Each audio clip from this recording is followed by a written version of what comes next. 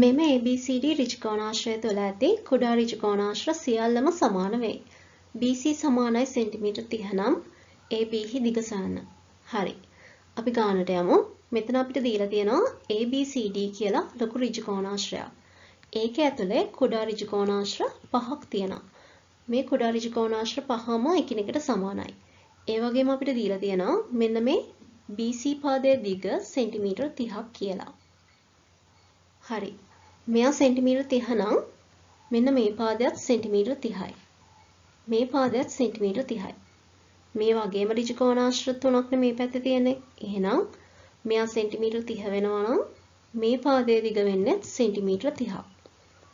අපෙන් අහලා තියෙන්නේ උනාට AB කියන මෙන්න මේ දිග පාදයේ දිග. එතකොට අපි කොටසක දිග නම් දන්නවා සෙන්ටිමීටර් 30ක් කියලා. හැබැයි මේ කොටස් දෙකේ දිගවල අපි දන්නේ නැහනේ. මේ දෙක හොයාගන්න වෙනවා. හරි. බලන්න.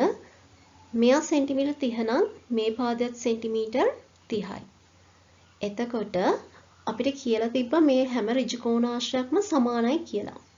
එතකොට මේ සෙන්ටිමීටර් 30 පාදය සමාන කොටස් 3කට බෙදලා තියෙනවා හරියටම. එහෙනම් මේ එක කොටසක් සෙන්ටිමීටර් 10යි. මෙයත් සෙන්ටිමීටර් 10යි. මෙයත් සෙන්ටිමීටර් 10යි. එතකොට හරිනේ 10යි 10යි 20යි. 20ට 10ක් එකතු වුණාම 30යි. මෙතන 30 හැදෙනවනේ. දැන් අපි බලමු මේ හැම ඍජුකෝණාශ්‍රයක්ම සමාන නිසා මේ ඍජුකෝණාශ්‍ර පළලම තමයි මෙතන පළල වෙන්නේ. මෙයත් 10යි.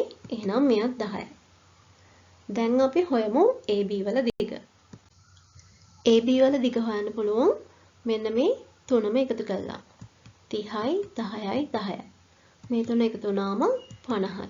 එහෙනම් මේ ඍජුකෝණාශ්‍රයේ AB පාදයේ දිග වෙන්නේ සෙන්ටිමීටර් 50ක්.